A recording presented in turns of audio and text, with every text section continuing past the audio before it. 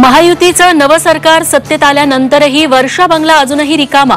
वर्षा बंगल्याच्या पुनर्विकासाचा राऊतांचा दावा, राऊतांच्या दाव्यावर भाजपची टोलेबाजी। धनंजय मुंडेंवरील आरोपांच्या चौकशीसाठी उपमुख्यमंत्री अजित पवारांकडून 3 सदस्यीय समिती गठीत। एका आठवड्यात समिती देणार अहवाल। 2023-24 आणि 24-25च्या डीपीडीसीतील निधी वाटपाची होणार चौकशी। विधानसभा निवडणूक प्रकरणी मुंबई हायकोर्टाची केंद्रीय निवडणूक आयोग, राज्य मुख्य निवडणूक अधिकारी आणि केंद्राला नोटीस। 2 आठवड्यात उत्तर देण्याचे निर्देश।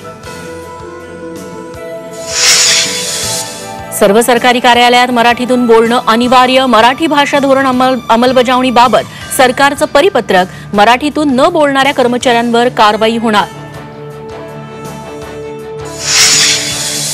कर्नाटकच्या धर्तीवर लवकरच महाराष्ट्रात सर्वसामान्यांना मिळणार एसटीची प्रीमियम सेवा। सुरक्षित आणि वेळेवर बस सेवा देणाऱ्या प्रीमियम सेवेबाबत राज्य सरकार सकारात्मक। मुंबईकरांसाठी बिना ड्रायव्हरची पॉड टॅक्सी। मुंबईच्या ट्रॅफिक जामवर रामबाण उपाय। येत्या 2 वर्षात धावणार पॉड टॅक्सी। राज्यात आरोग्यासंदर्भात नवा कायदा येण्याची शक्यता। मंत्रालयात आरोग्यमंत्री प्रकाश आंबेडकर मुख्यमंत्र्यांची भेट घेणार। आगामी मंत्रिमंडळ बैठकीत चर्चा होऊन निर्णयाची शक्यता।